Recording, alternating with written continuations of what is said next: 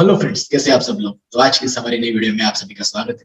जैसे कि आपने टाइटल देख लिया होगा, थंबनेल से भी आपको समझ में आ गया होगा कि ये वीडियो किस बारे में होने वाली है। जी हाँ दोस्तों, एएफओ एग्रीकल्चर फील्ड ऑफिसर। आज के माहौल में, आज के जमाने में एएफओ ये बहुत ही अच्छी जॉब है। तो इसी से रिलेटेड आज हमें गाइड करने आ रहे हैं पराग गायधनी सर। पराग गायधनी सर के बारे में अगर मैं आपको बताने चाहूँ तो सर बेसिकली भंडारा से बिलोंग करते हैं, हमारे परम मित्र है। हमने यूजी के 4 साल साथ में बिताए हैं college of agriculture agency Warora से। यहाँ से हमने साथ में यूजी किया है। सर फिलहाल पोस्ट ग्रेजुएशन कर रहे हैं डिपार्टमेंट ऑफ एग्रोनॉमी से, कॉलेज ऑफ एग्रीकल्चर नागपुर यहाँ से। और सर साथ ही साथ में सर ने एएफओ की भी प्रिपरेशन की है। सर अभी तक 3 बार एएफओ का इंटरव्यू दे चुके हैं और हाल ही फिलहाल में सर ने एएफओ क्रैक किया है, एएफओ की एग्जाम क्रैक की है और सेंट्रल बैंक ऑफ इंडिया में सर की पोस्टिंग होने वाली है। तो आज सर हमें गाइड करने वाले हैं एएफओ के बारे में कि कैसे एएफओ की प्रिपरेशन की जाए, क्या स्ट्रेटेजीज होनी चाहिए, एएफओ क्या है, क्यों एएफओ करना चाहिए, क्यों एएफओ नहीं करना चाहिए, स्टडी मटेरियल कैसा होना चाहिए, और ये सारी चीजें जो भी एएफओ से रिलेटेड चीजें होगी आज सर हमें उसके बारे में गाइड करेंगे। तो सर हमें थोड़ा बेसिक से बताइए कि एएफओ क्या है, AFO job as a profession, AFO क्या है। First of all thank you Sahil sir for giving me this opportunity, जो आपने मुझे ये मौका दिया है मेरा एक्सपीरियंस शेयर करने के लिए स्टूडेंट के साथ। मुझे लगता है ये बहुत हेल्पफुल होगा जो भी एस्पिरेंट्स प्रिपेयर कर रहे हैं एएफओ एग्जामिनेशन के लिए या फिर एग्रीकल्चर रिलेटेड एग्जामिनेशन के लिए, उनके लिए भी बहुत हेल्पफुल होगा।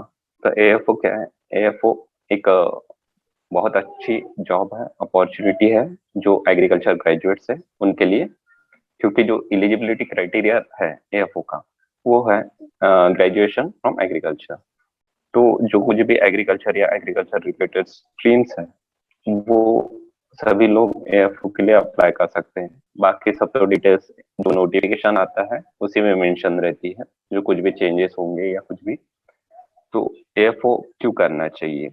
तो सबसे पहले मैं बताऊंगा एएफओ जो सबसे बड़ा मोटिवेशन है सभी के लिए वो है गुड सैलरी। तो एएफओ में बहुत अच्छी सैलरी मिलती है, लगभग आपको 50-60 हजार तक सैलरी मिल जाएंगी, वो भी स्टार्टिंग में। और जो कंपटीशन है, जो अभी जो भी ये है ड्यूरेशन और ये युग बोलेंगे, वो कंपटीशन बहुत ज्यादा शुरू है जॉब को लेके। या तो एएफओ में अपने को कंपटीशन हाफ मिल जाएंगे as compare to other examination. जैसे आप पीओ क्लर्क के लिए प्रिपेयर कर रहे हो तो वहां पे आपको जो कुछ भी बाकी सब्जेक्ट्स बाकी स्ट्रीम से भी ग्रेजुएशन होगा, जैसे कॉमर्स हो गया, इंजीनियरिंग हो गया, तो वो सभी अप्लाई कर सकते हैं। तो एएफओ में बस जिनका बैकग्राउंड एग्रीकल्चर होगा, जिनका ग्रेजुएशन एग्रीकल्चर में होगा, वही अप्लाई कर सकते हैं। तो वहीं पे आपकी कंपटीशन रिड्यूस हो जाती है। तो कंपटीशन रिड्यूस मतलब आपके डेफिनेटली चांसेस बढ़ जाते हैं वहाँ पे। उसके बाद में बोलना चाहूंगा कि एएफओ में जो ट्रांसपेरेंसी है, जैसे मैंने इफको की भी एग्जाम दिया था तो वहाँ पे मुझे कुछ भी ट्रांसपेरेंसी नहीं दिखी मुझे। जैसे मैंने प्रीलिम्स क्वालिफाई किया इफको की, तो वो बस या मेल या टेक्स्ट मैसेज थ्रू बताते हैं कि आप प्रीलिम्स क्वालिफाई हो चुके हो, आपकी ये तारीख को मेंस है। मेंस के बाद भी वैसा ही, और इंटरव्यू के बाद भी वो तो कुछ बताते ही नहीं। अगर सिलेक्शन हुआ तो ठीक है, नहीं हुआ तो ना वो स्कोर बताते हैं, ना वो वैकेंसीज डिस्प्ले करते हैं, ना वो सिलेक्शन क्राइटेरिया बताते हैं कि सिलेक्शन क्राइटेरिया किस बेसिस पे है, मेंस प्लस इंटरव्यू है कि ओनली इंटरव्यू है। तो वो सब आपको आईबीपीएस में पूरी ट्रांसपेरेंसी मिलेंगी।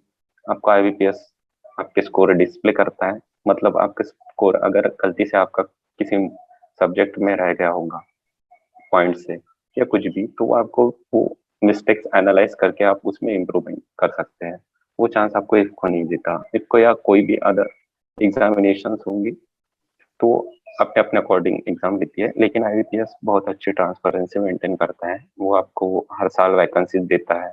और एएफओ करने का और एक बोले तो जैसे वो हर साल रिक्रूटमेंट निकालता है, वैकेंसी बहुत रेगुलर है।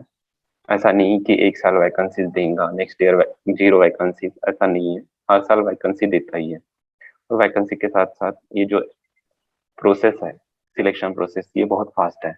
जैसे आपकी प्रीलिम्स होगी वो दिसंबर एंड में प्रीलिम्स रहती है, उसके बाद में मेंस रहती है जो जनवरी एंड में रहती है, उसके बाद में आपका इंटरव्यू रहता है वो मार्च के फर्स्ट वीक में या फरवरी के लास्ट वीक में आपका इंटरव्यू होके जो फाइनल सिलेक्शन है वो आपका 1 अप्रैल को आपको फाइनल रिजल्ट मिल जाता है। तो ये प्रोसेस जो है 4 महीने के ड्यूरेशन में पूरी एग्जामिनेशन खत्म हो जाती है।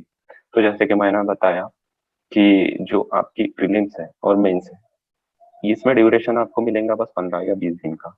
तो आपको प्रिपरेशन तो अभी से स्टार्ट करना है, तब आप प्रिपरेशन नहीं कर सकते, बस आप जो कुछ भी है वो 15-20 दिन में आप रिविजन कर सकते हो। तो जैसे कि सर आपने बोला कि 3 से 4 पॉइंट से सैलरी बहुत अच्छी है वो में, रेगुलर रिक्रूटमेंट आ रही है, हर साल वैकेंसीज आती है और इजी टू ग्रैब जॉब है। तो स्टूडेंट्स यही बहुत इंपॉर्टेंट पॉइंट्स है इसी से रिलेटेड। तो ये जो जॉब है इसे ग्रैब कैसे किया जाए, ये अपॉर्चुनिटी को कैसे अपनी बनाई जाए, इसी से रिलेटेड हम पूरी आगे की वीडियो डिस्कस करेंगे। और मैं एक बात अभी से बता देता हूँ आपको कि सर ने एक टेलीग्राम चैनल ओपन किया है और सर अपने पर्सनल नोट्स वहां पे डालते हैं, तो आप उसे जरूर चेकआउट कीजिए। वीडियो के एंडिंग में आपको उसके चैनल के बारे में इंफॉर्मेशन मिल जाएगी, तो बने रहिए हमारे साथ। तो सर थोड़ा सा हमें एग्जाम पैटर्न के बारे में बताइए, बिकॉज ऐसा देखा जाता है, सुनने में आता है कि हर साल पैटर्न चेंज हो रहा है या नहीं हो रहा है, कि किस तरह से पैटर्न होता है, एग्जाम कंडक्ट किस तरह से होती है, इस बारे में थोड़ा बताइए सर। स्टूडेंट को बताना चाहूंगा कि ये एग्जामिनेशन है वो 3 फेजेस में होती है, जो कि है प्रीलिम्स, मेंस और इंटरव्यू। प्रीलिम्स रहता है अपना, उसके 150 क्वेश्चंस रहते हैं 125 मार्क्स के लिए। उसमें 3 सेक्शंस रहते हैं। एक जो है क्वांटिटेटिव एप्टीट्यूड रहता है, उसमें आपको मिलेंगे 50 क्वेश्चंस, जो कि एक क्वेश्चन 1 मार्क के लिए होता है। क्वांट और रीजनिंग का सेम ही है, वो मिलेंगे आपको 50-50 क्वेश्चंस, यानी 100 क्वेश्चंस हो गए।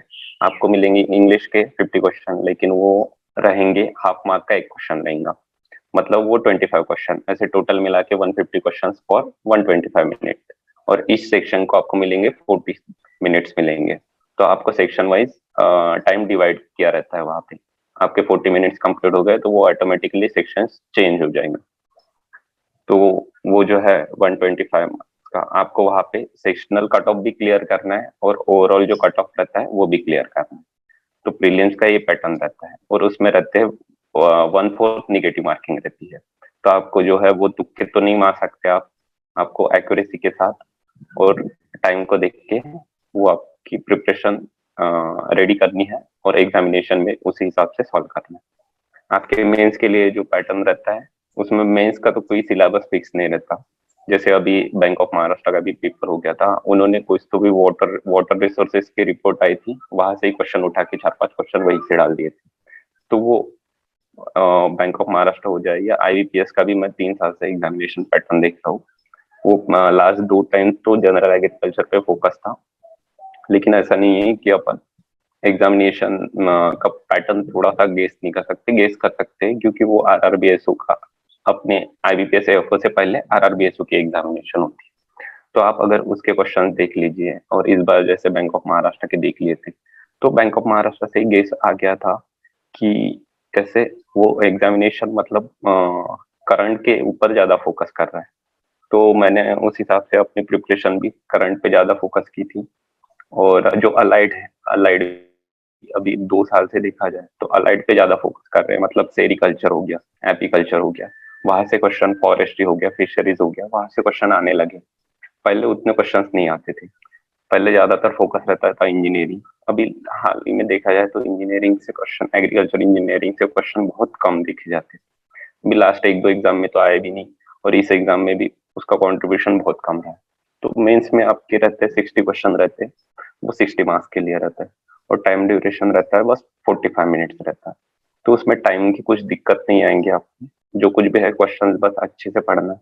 क्वेश्चन के साथ साथ आपको ऑप्शन भी बहुत अच्छे से पढ़ने, क्योंकि बाकी एग्जाम में देखा जाए तो आपको बस ऑप्शन 4 मिलेंगे, ये आईबीपीएस में आपको 5 ऑप्शंस मिलते हैं। और 5 ऑप्शंस में से आप एलिमिनेशन मेथड से जाएंगे तो 2 या 3 ऑप्शन तो इजीली एलिमिनेट हो जाएंगे, 2 तो इजीली हो जाते हैं। लेकिन जो 2 या 3 ऑप्शंस में है, उसमें एक्यूरेसी मेंटेन करना, मतलब वो बहुत अच्छे से ऑप्शंस पढ़ना पड़ेगा आपको, और क्वेश्चन के हर एक वर्ड को अच्छे से पढ़ना पड़ेगा।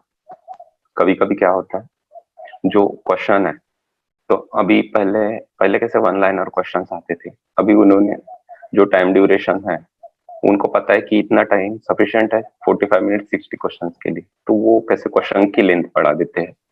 क्वेश्चन 3 या 4 लाइन का क्वेश्चन रहता है, उसमें स्टार्टिंग में 2-4 लाइन में अपने को लगता है कि आंसर इसका कुछ अलग होगा, लेकिन आगे पढ़ा जाए तो पूरा क्वेश्चन का मीनिंग ही चेंज कर देता है और आंसर भी चेंज कर देता है। इसलिए आपको बहुत अटेंटिव रहना है जब आप क्वेश्चन सॉल्व करोगे एक्चुअल एग्जामिनेशन में, और वो प्रेशर ही रहता है।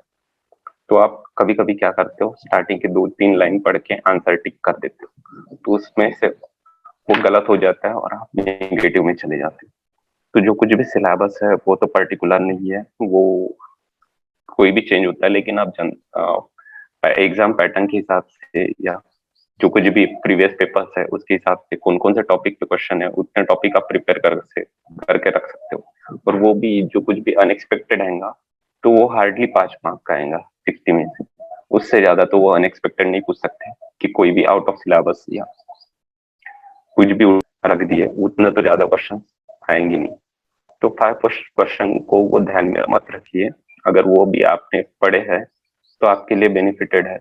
लेकिन बाकी आप जो कुछ भी है, जैसे हो गया जनरल एग्रीकल्चर हो गया, जो कुछ भी रिपोर्ट्स आते हैं, forest report, life stock report, agriculture census हो गया, लाइफ स्टॉक की सेंसस हो गई, वो है वो पढ़ के रख सकते हैं। पीआईबी न्यूज हो गया, जो करंट डाटा है, पॉकेट बुक ऑफ एग्रीकल्चर आती है जो डिपार्टमेंट ऑफ एग्रीकल्चर हर साल रिलीज करती है, हर साल नहीं तो एक 2 साल के अंदर रिलीज कर सकती है।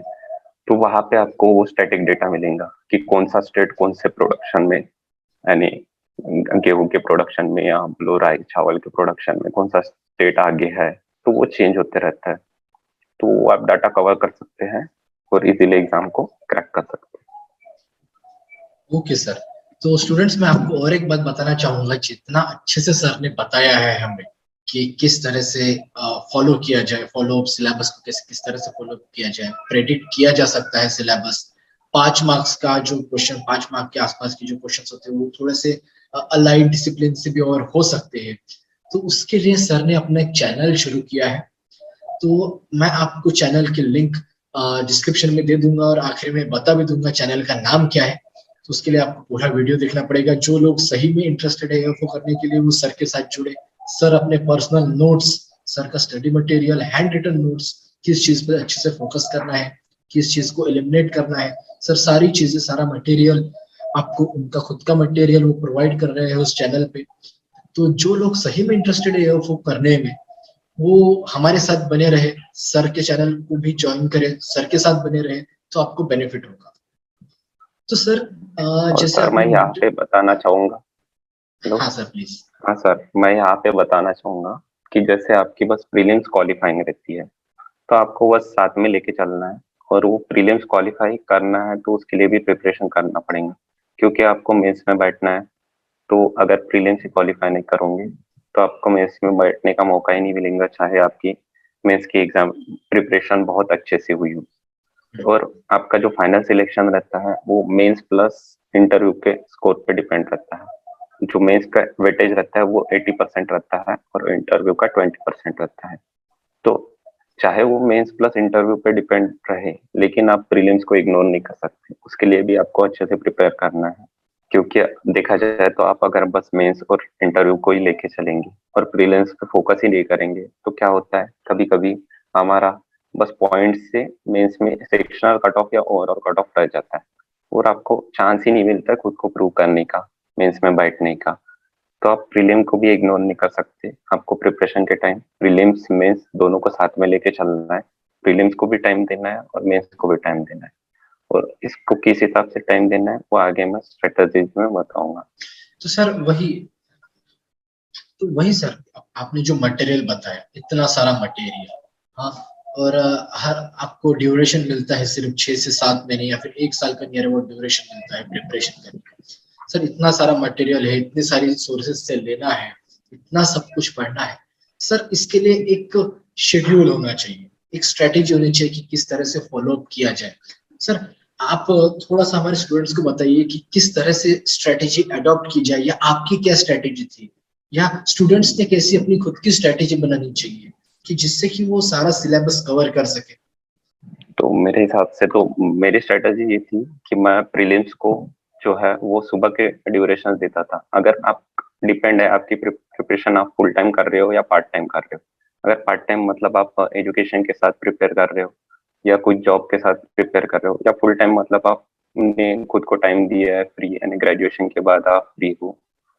तो जैसे फ्रेशर्स है, फ्रेशर्स तो अपने लास्ट ईयर में प्रिपरेशन स्टार्ट कर देनी चाहिए उन्होंने, लास्ट ईयर के स्टार्टिंग में, क्योंकि उनको लास्ट ईयर में उतना यानी कॉलेज का वर्क नहीं रहता, वो फ्री ही रहते हैं, रावे में बोलो या कुछ भी।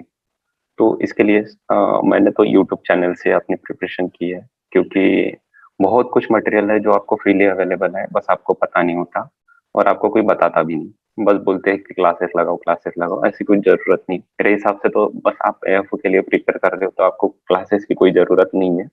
आप कोर बैंकिंग के लिए कर रहे हो तो ठीक है, चलो एक बार का प्रीलिम्स भी आप कोर बैंकिंग की मतलब जनरल बैंकिंग हो गया, पीओ क्लर्क हो, प्रीलिम्स तो आप निकाल लोगे आराम से।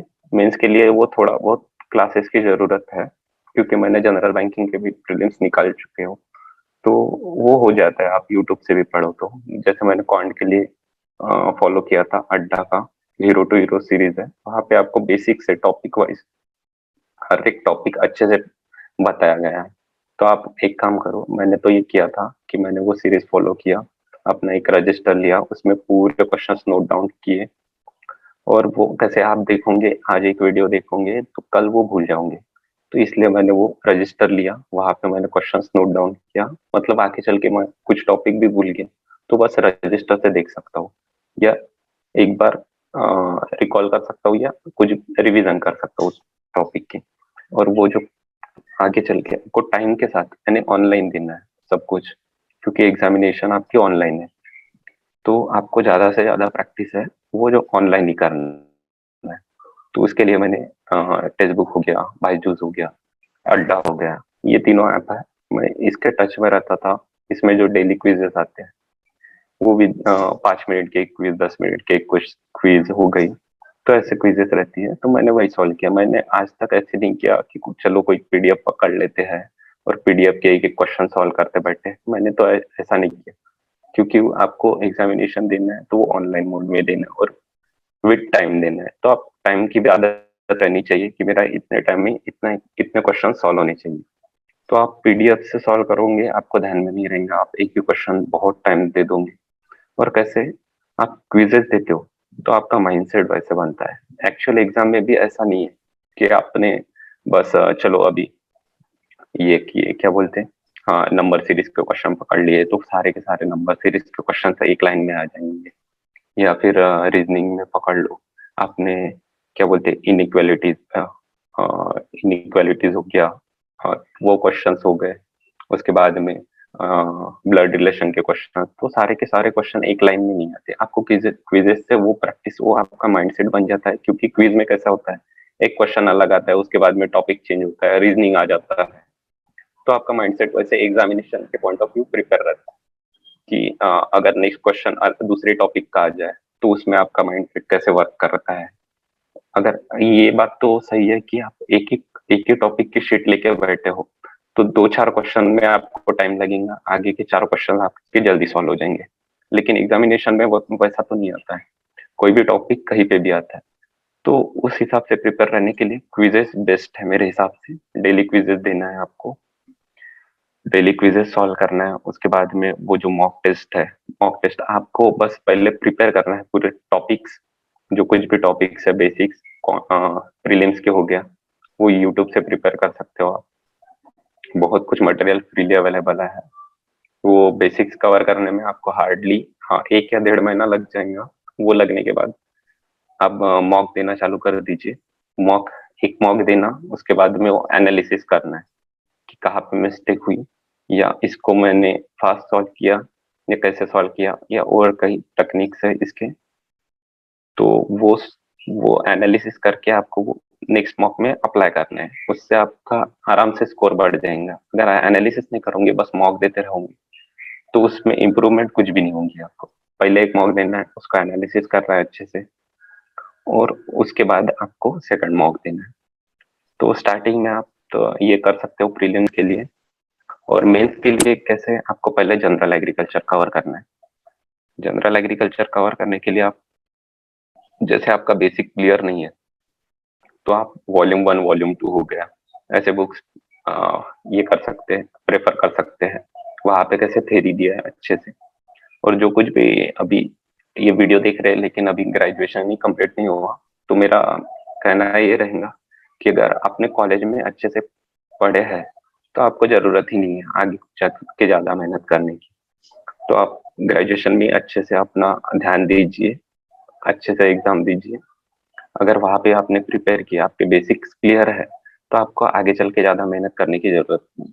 लेकिन आप उतनी पढ़ाई नहीं करते, चाहे वन नाइट भी कर रहे हो, हमने तो वन नाइट ही किया था, लेकिन हमने अच्छे से पढ़े थे, तो हमारा बेसिक तो क्लियर था, इसलिए मैंने बस वन लाइनर पढ़ा हूँ आज तक।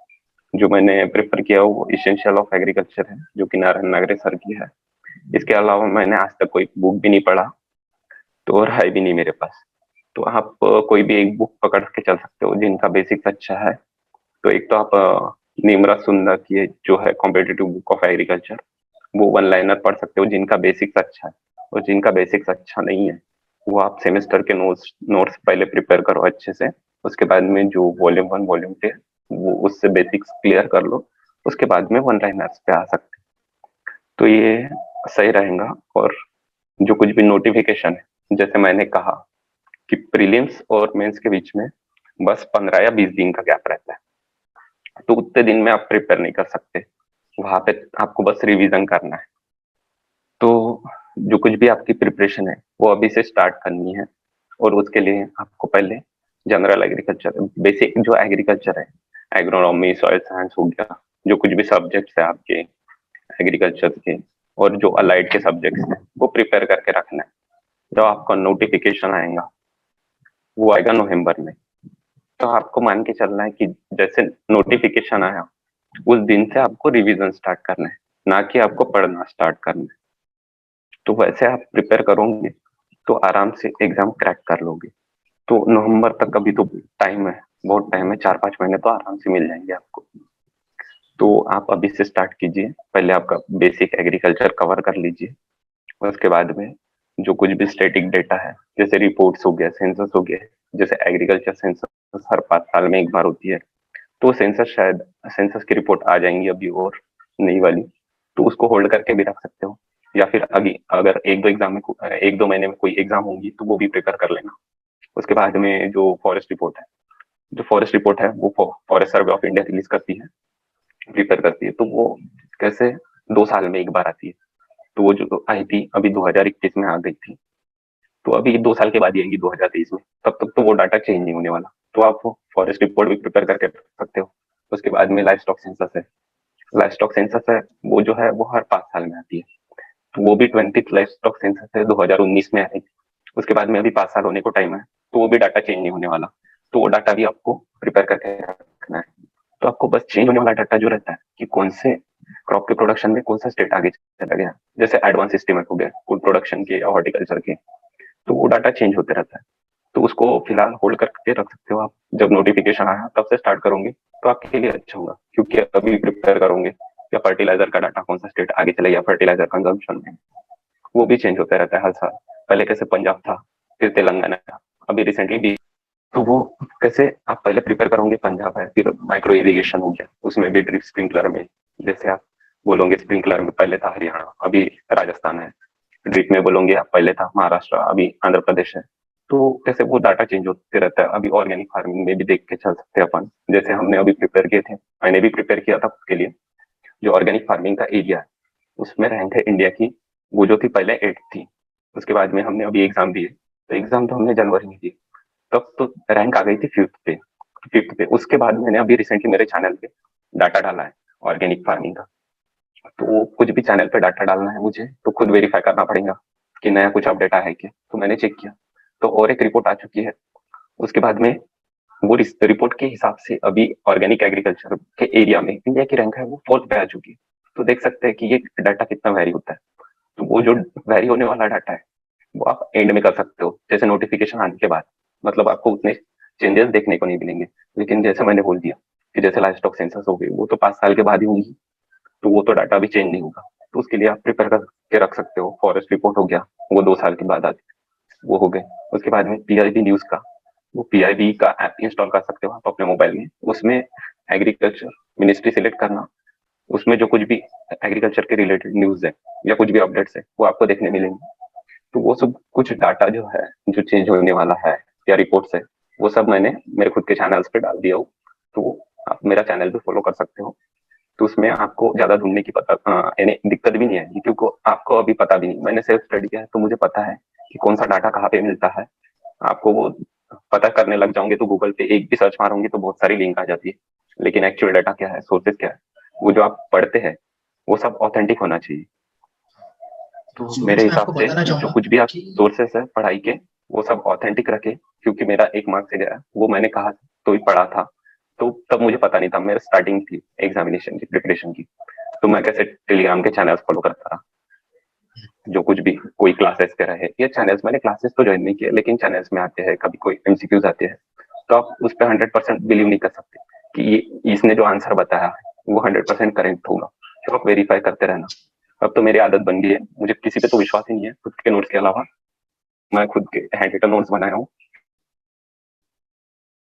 और अगर मैं किसी के नोट्स भी यानी देखता हूँ, स्कैन करता हूँ, तो उसको उस डेटा को बार बार वेरीफाई करता हूँ ये सच में सही है क्या। क्योंकि मुझे पता है कि ये डाटा कहाँ पे मिलेगा, कौन से साइट से मिलेगा। तो क्योंकि मैं मेरी प्रिपरेशन अभी 2-3 साल से चालू है, तो मुझे पता है सब कुछ कि मैं कहाँ से वेरीफाई कर सकता हूँ। आप तो कर भी नहीं सकते क्योंकि आपको पता ही नहीं है, और क्लासेस वाले बताते नहीं आपको कि ये डाटा कहाँ से उठाया, वहां पे सोर्स भी लिखते नहीं। तो मेरे हिसाब से क्लासेस वालों ने भी ऐसा करना चाहिए कि जो कुछ भी डाटा दे रहे हैं वो उसकी लिंक नीचे में देनी चाहिए कि हमने यहाँ से उठाया, कि वो ऑथेंटिक लगे। या फिर आगे चल के वो चेंज भी हो गया तो बस हम लिंक पे जाके देख सकते हैं कि उसमें क्या चेंजेस हो गया।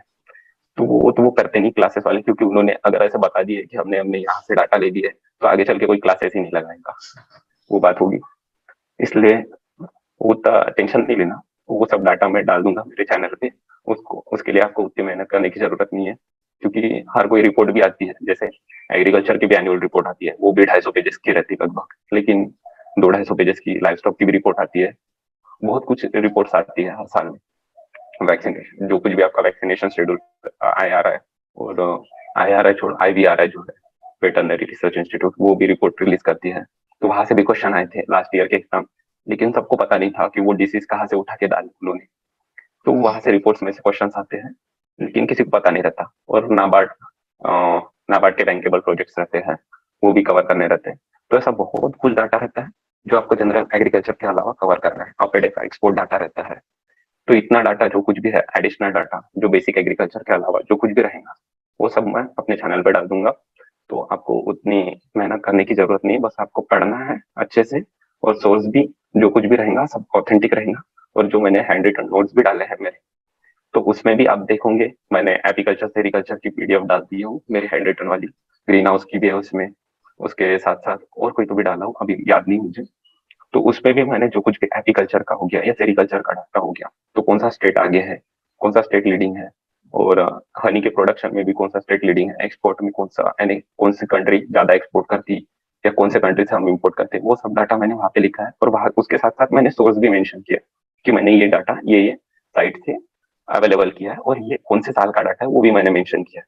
तो आपको पता चलेगा कि वहां पे सोर्स मेंशन, इसलिए आप ट्रस्ट कर सकते हो डाटा पे कि गलत नहीं है करके। अगर चेंज भी हो गया तो आप मुझे बोल भी नहीं सकते, क्योंकि मैंने वहां पे ईयर भी मेंशन किया है कि ये साल का डाटा है, इसके बाद वाला साल का डाटा शायद चेंज हो सकता है। तो ऐसा है, जो कुछ भी पढ़े बहुत अच्छे से पढ़े, रेफरेंसेस सर अच्छे होने चाहिए। क्योंकि आपका 1 मार्क्स का भी कुछ भी गलत रहे इंफॉर्मेशन, तो सिलेक्शन लेके जा सकता है। मेरे 2 साल वेस्ट हुए 1 मार्क की वजह से। अगर मैं वो मान के चल रहा था कि ये मेरा आंसर 100% सही है, लेकिन आने के बाद मुझे पता चला कि वो गलत था। तो ऐसा आपके साथ नहीं होना चाहिए। और आप कैसे एक्सपीरियंस, खुद के एक्सपीरियंस से सीखने जाओगे तो आपको भी बहुत टाइम लगेगा, तो मेरे एक्सपीरियंस से सीखोगे तो आपका वो टाइम बच जाएगा। आप फर्स्ट इसमें ही सिलेक्शन ले सकते हो। तो सर और एक चीज मैं पूछना चाहूंगा यहाँ पे, कई बार क्या होता है कि जैसे फर्स्ट अटेम्प्ट में नहीं हुआ तो स्टूडेंट्स डीमोटिवेट हो जाते हैं सर। तो ऐसी मीन्स इंटरनल बैलेंस कैसे बनाए रखिए, सेल्फ कॉन्फिडेंस कैसे रखिए, बिकॉज स्टूडेंट्स जब पढ़ते हैं तो बहुत सारा डेटा है, इतनी सारी पढ़ाई है, स्टूडेंट्स रिमेम्बर भी नहीं कर पाते। हाँ, जैसे कैसे स्टूडेंट की जो ग्रास्पिंग पावर रहती है, हर एक स्टूडेंट की अलग अलग रहती है। जैसे मैं कोई टॉपिक 5 मिनट में ग्रास्प कर सकता हूँ, तो किसी को 10 मिनट लगेंगे, किसी को आधा घंटा लगेगा। तो ऐसे होता है, लेकिन इसमें भी आप इम्प्रूवमेंट कर सकते हो। बस पहले आप कैसे करते हैं, स्टूडेंट वैसे एक बार पढ़ते हैं, लेकिन वो एक बार पढ़ने से ध्यान नहीं रहता। कोई कोई पढ़ता है, दिन भर पढ़ता है, लेकिन उसको कल भी पूछे, कल पढ़ा हुआ आज पूछ ले, तो उसमें से कोई भी बता कुछ भी बता नहीं सकता वो। तो ऐसा रहता है।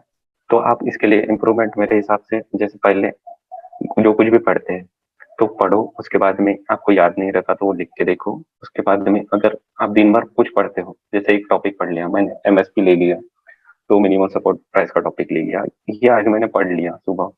आप और स्टडी भी टॉपिक वाइज करें, मेरे हिसाब से सब्जेक्ट वाइज से अच्छा टॉपिक वाइज करेंगे तो आपको आपके लिए बेहतर होगा। जिस टॉपिक से ज्यादा क्वेश्चन आते हैं वो टॉपिक को पकड़े सबसे पहले, और उसको कवर कीजिए, तो आपको ऐसे लगेगा बर्डन भी नहीं आएगा कि चलो मैंने इतने इतने मार्क्स का या इतना इतना कवर कर लिया। तो वो टॉपिक वाइज पढ़ोगे, आज मैंने पढ़ लिया एमएसपी, तो दिन भर पढ़ लिया मैंने, तो मैं रात को आया रूम पे अपने, तो मैं वो रिकॉल करके देखता हूँ, चाहे वो खाना खाने वक्त हो गया या सोने के पहले आप थोड़ी देर लेट के रखते हो, तो मोबाइल छेड़ने से अच्छा आप रिकॉल करके देखो कि मैंने जो दिन में पढ़ा है, तो ए टू लेके जेड तक तो याद नहीं आएगा, लेकिन कुछ कुछ टॉपिक्स है तो बहुत सारा आपको याद आएगा, या नहीं आएगा कुछ तो कुछ नहीं, जो याद नहीं आए उसमें से जो टॉपिक, वो उसी समय आप बुक खोल के देख लीजिए कि ये मुझे याद नहीं आ रहा था, क्यों याद याद नहीं आया, तो वो आप उसी समय देख लीजिए। तो आपको तो लाइफ टाइम, मेरे हिसाब से तो वो लाइफ टाइम तक नहीं भूलोगे, क्योंकि वो आपको ध्यान में रहता है कि ये मुझे याद नहीं आया था, मैंने रिकॉल करने की सोचा लेकिन ये याद नहीं आया था, तो मैंने बुक खोल के इसको देखा था। तो वो टॉपिक तो आपको भूलेगा ही नहीं जिंदगी भर। उसके बाद में आप ज्यादा टॉपिक कवर कर रहे हैं तो वो लिंक कर सकते हो एक टॉपिक को दूसरे टॉपिक से। जैसे अभी मैंने पकड़े चलो मैंने एमएसपी का टॉपिक लिया था, अभी आपको एग्जांपल देने के लिए, तो एमएसपी का टॉपिक लिया था। तो इन जनरल जैसे हमारे फूड ग्रेन्स के लिए एमएसपी मिलती है, यानी जो एग्रीकल्चर क्रॉप्स के लिए एमएसपी मिलती है, तो वो रहती है आपको 50% above the cost of production मिलती है। तो ऐसा भी स्टेट है जैसे केरला है, केरला ने लास्ट ईयर क्या वेजिटेबल्स के लिए एमएसपी रिलीज किया था। तो वो वेजिटेबल्स के लिए कैसे केरला ने रिलीज किया, तो वो एक क्वेश्चन आपको मिल गया कौन सा स्टेट है, केरला, आपने लिंक किए उस टॉपिक से। और आपको और एक क्वेश्चन कैसे मिल सकता है, जैसे उसने जो वेजिटेबल्स के लिए एमएसपी रिलीज किया था वो थी 20% above the cost of production, तो वो 20% थी, और ये इन जनरल जो एग्रीकल्चर क्रॉप्स के लिए रहता है वो 50% रहती है। तो इससे आपके दो तीन क्वेश्चन और कवर हो जाते हैं। तो ऐसे टॉपिक को लिंक करके चले गए आप, तो आपको बेहतर होगा कि ज्यादा समय तक और बहुत अच्छे से, यानी क्लैरिटी वाइज टॉपिक आप क्लियर कर सकते हैं। और इसमें भी अगर एक्यूरेसी के लिए देखा जाए तो डिस्कशन, ग्रुप डिस्कशन, तो ऐसा नहीं है कि आपको कोई रूम पार्टनर ही होना चाहिए डिस्कशन के लिए।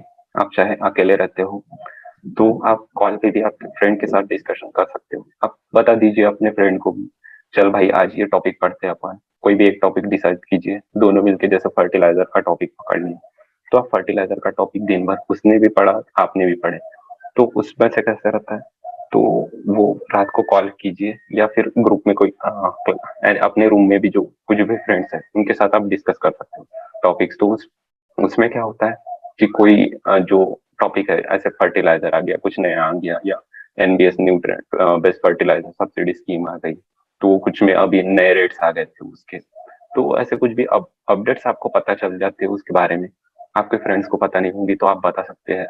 तो वो कैसे कोई ओल्ड डाटा पढ़ लेता है तो आप बोल सकते हैं नहीं भाई ये अपडेट हो गया है, तू अपडेट कर ले।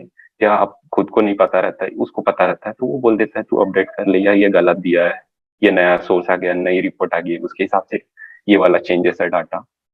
तो उसमें कैसे रहता है, आप खुद खुद अकेले पढ़ोगे, बोलोगे कि नहीं मैं अकेले पढ़ के आगे चले जाऊंगा, तो वैसे नहीं होगा। आप अकेले पढ़ोगे तो बहुत पीछे रह जाओगे। तो आपको शेयर करना है खुद का नॉलेज, नॉलेज शेयर करने से बढ़ेगा आपका, आपको, क्योंकि एक ही टॉपिक दूसरे को बताते वक्त आपकी खुद की रिवीजन भी होती है, खुद की रिवीजन भी होती है और खुद को अपडेट भी। आप ऐसे बोलोगे कि नहीं मैंने पढ़ लिया, मेरा मुझे ये डाटा नया मिला है, ये किसी ने नहीं पढ़ा होगा, लेकिन आपको नहीं पता रहता उसको भी मिला है वो डाटा, और उस आपको आपसे भी अपग्रेडेड डाटा उसके पास है, लेकिन आप ही नहीं बताओगे उसको कि ये टॉपिक मुझे पता है, तो आगे वाला कैसे बंदा आपको बताएगा। अगर आप खुद से बताओगे तो वो भी बताएगा आपको, और आपकी कैसे जो नॉलेज है, नॉलेज भी अपडेट होगा और एक्यूरेसी भी बढ़ेगी। ये गलती यहाँ पे करने से अच्छा आप ओल्ड डाटा पढ़ के जाओगे, एग्जाम में जाके वो क्वेश्चन आ गया, आप ओल्ड डाटा के अनुसार जो है वो ऑप्शन टिक करोगे, लेकिन आपके फ्रेंड को पता था वो डाटा, लेकिन आपने उससे शेयर ही नहीं किया, तो बाद में बाहर आके एग्जाम कॉल सेंटर के आगे बाहर आएगा, आपको मिलेगा कि बे इसका आंसर ये था या कुछ था, तो आप बोलोगे तब तूने मुझे क्यों नहीं बताया, तो भाई पहले तूने नहीं बताया तो वो कैसे बताता, उसको थोड़ी ना पता था तुझे नहीं पता है करके ये डाटा, इसलिए ये मिस्टेक हो जाएंगे आपसे, इसलिए डिस्कशन बहुत ही ज्यादा इंपॉर्टेंट है, आपसे आपकी एक्यूरेसी बहुत ज्यादा बढ़ेंगी उससे, और जो कुछ भी है डाटा अपग्रेड होगा आपका, तो शेयर करते रहिए। और शेयरिंग फेलियर के शेयरिंग साथ कैसे डील करना है।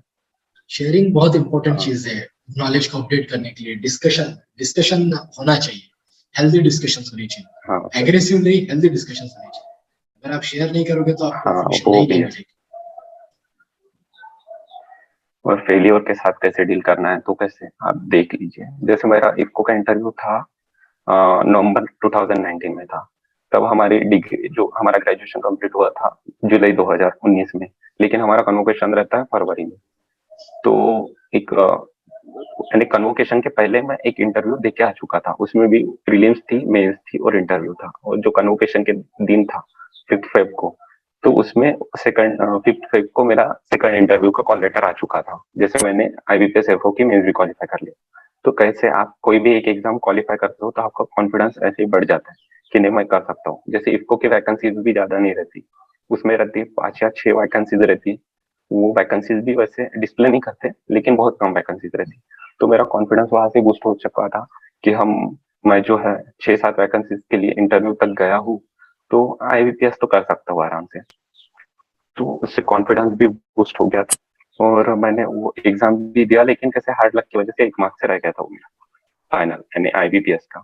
इफको की तो छोड़ो, उसमें ट्रांसपेरेंसी नहीं थी, तो उसमें अपन खुद के यानी दिल पे भी नहीं ले सकते कि नहीं मेरा किस गलती से हुआ क्या हुआ, तो वो छोड़ ही दो। तो यानी इसका पता था मुझे आईबीपीएस का, वो अच्छे से प्रिपेयर कर सकते हो, और जैसे फेलियर को पॉजिटिव वे में कैसे ले सकते हो, तो आप बोल सकते हो कि नहीं चलो मेरे दोस्तों ने तो अभी तक कुछ भी नहीं दिया, मैंने तो 2 इंटरव्यू मतलब 6 फेजेस तो एटलीस्ट क्लियर कर चुका हूँ, तो कुछ ना कुछ तो है अपने में कैपेबिलिटी, जो इतना कुछ कर लिया अपन ने, तो उसको पॉजिटिव वे में लेना, क्योंकि जब जाके आप कन्वोकेशन के पहले एक इंटरव्यू देख के आ चुके हो, तो उसको पॉजिटिव वे में ही लेना है कि नहीं दूसरों ने तो अभी तक एटलीस्ट एक प्रीलिम्स भी नहीं दिए, हमने इतने सारे फेजेस है, तो उसका एक्सपीरियंस करो, यानी एक्सपीरियंस काम में आएगा, और जो कुछ भी मिस्टेक्स है उसको एनालिसिस करो और आगे चल के बढ़ो उसको, तो मैंने एक्सपीरियंस के बेस पे ही अभी 2-3 बार इंटरव्यू तक चला गया हूँ, तो ऐसा नहीं है, तो फेलियर को हम निगेटिव वे में ही ले सकते हैं करके पॉजिटिव वे में भी ले सकते हैं कि नहीं अपने को दूसरों से ज्यादा कुछ एक्सपीरियंस है अपने पास, आप अच्छे से बता सकते हो। अगर मेरा फर्स्ट अटेम्प्ट में ही क्लियर हो जाता मैं, तो मुझे नहीं लगता कि मैं एक लड़के को भी आगे चल के गाइड कर पाता, क्योंकि मैंने बस वो एक ही फेज देखा है, मैंने एक ही एग्जामिनेशन देखा है, तो अभी कैसे मैंने 3 एग्जाम पैटर्न देखा है कि कैसे कैसे चेंज होते आ रहा है एग्जामिनेशन में, और तीनों बार क्वालिफाई कर लिया है, तो मैं गाइड अच्छे तरीके से कर सकता हूँ कि कैसे एग्जामिनेशन पैटर्न चेंज होते रह रहा है, एग्जामिनेशन की डिमांड क्या है आपसे, कि वो किस पॉइंट ऑफ व्यू में, जैसे मैंने बताया कि वो अभी अलाइड पे ज्यादा फोकस कर रहा है, इस बार भी ये पता था मुझे, जैसे ये वाला जो 2022 है वो इंटरनेशनल ईयर है आर्टिसनल फिशरीज एंड एक्वाकल्चर का, तो ये मैंने रूम पार्टनर्स को भी बताया था कि फिशरीज पे क्वेश्चन आने के बहुत ज्यादा चांसेस है, लेकिन हमको भी नहीं पता था कि इतने डीप तक जाएंगे, तो वो थोड़े ज्यादा डीप तक आ गए थे क्वेश्चन, तो ऐसे आप थोड़ा बहुत प्रेडिक्ट कर सकते हैं कि एग्जामिनर किस पॉइंट ऑफ व्यू है, किस मोड पे जा रहा है, उसको क्या डिमांड है, कैसे वो जनरल क्वेश्चन, अभी जैसे वैकेंसीज ज्यादा दिए तो ऐसा नहीं है कि एग्जामिनेशन वो बहुत यानी ईजी रखेगा, उसको भी यानी क्लियर करने के लिए कुछ अच्छा ऑफिसर भी चाहिए, तो वो एग्जामिनेशन की लेवल थोड़ी टफ कर देगा, तो वो ऐसे होते रहता है, फेलियर को भी आप पॉजिटिव वे में ले सकते हैं, निगेटिव वे में लेने की कोई जरूरत नहीं है, मैंने तो अभी लगभग 3-3 अभी इक्को का एक पकड़ के चलो तो मैंने 12 फेजेस दिए, तो 12 फेजेस क्लियर करना मतलब कुछ आसान बात नहीं है, हर बार फेल होके फिर से खड़े होना, फिर से प्रिपेयर करना स्टार्टिंग से, तो ले सकते हो आप, मेरा एग्जांपल खुद का ले सकते हो, मैंने एक मार्क से भी मेरा रह चुका है। Failure is the key first step of success, ऐसा बोला जाता है। Failure is the first step of success, ऐसा बोला जाता है। और सर आपने ये प्रूव किया है कि फेलियर को हम कैसे अपनी स्ट्रेंथ बनाए, फेलियर को कैसे एक एक मार्क से जब बैक लग जाता है या फिर एक एक मार्क से जब सिलेक्शन रह जाता है तो कैसा लगता है सर, आपसे बेहतर और कौन जानेगा। बट उसी को स्ट्रेंथ बना के आप आगे बढ़े और आज फाइनली आप सेंट्रल बैंक ऑफ इंडिया में एओफओ की पोस्ट आपने सक्सीड कर ली है। ये सर, ये अचीवमेंट बहुत अच्छा अचीवमेंट है और ये जो आप स्टूडेंट्स को गाइड करने के लिए हमारे चैनल के माध्यम से आप स्टूडेंट्स को गाइड कर रहे हो, ये बहुत ही अच्छा इनिशिएटिव है। हम सर इसके लिए बहुत बहुत धन्यवाद करता हूँ मैं आपका कि आज आपने हमारे स्टूडेंट्स को इतना गाइड किया। और जैसे कि सर ने बताया, सर ने एएफओ का इंटरव्यू 3 बार दे चुके हैं और इफ्को का, सर के पास इफ्को के भी इंटरव्यू की तो जैसे कि स्टूडेंट्स आप जानते हैं, सर ने बताया कि सर अभी तक 3 एएफओ के इंटरव्यू दे चुके हैं, एक बार इफ्को का भी इंटरव्यू सर दे चुके हैं। तो सर के पास इंटरव्यू का अच्छा नॉलेज है, कैसे इंटरव्यू को टैकल किया जाए, कि इंटरव्यू की प्रोसेस कैसे होती है।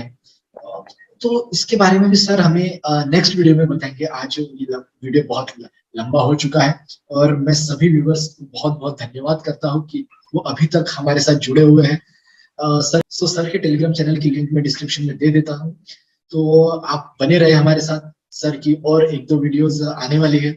सर हमें टॉपिक सिलेक्शन कैसे करें मेंस के लिए और प्री के लिए, स्पेशली मेंस के लिए कैसे टॉपिक्स को सिलेक्ट किया जाए, डिस्ट्रीब्यूशन कैसा होगा, किस टॉपिक पे ज्यादा फोकस किया जाए, इससे रिलेटेड भी सर हमें गाइड करने वाले हैं और इंटरव्यू के लिए भी सर गाइड करेंगे आपको। तो हमारे चैनल को सब्सक्राइब करें, सर के साथ बने रहिए, हमारे साथ बने रहिए, वीडियो को लाइक करिए और मैक्सिमम स्टूडेंट्स के साथ शेयर करें, बिकॉज शेयरिंग से ही तो नॉलेज बढ़ेगा।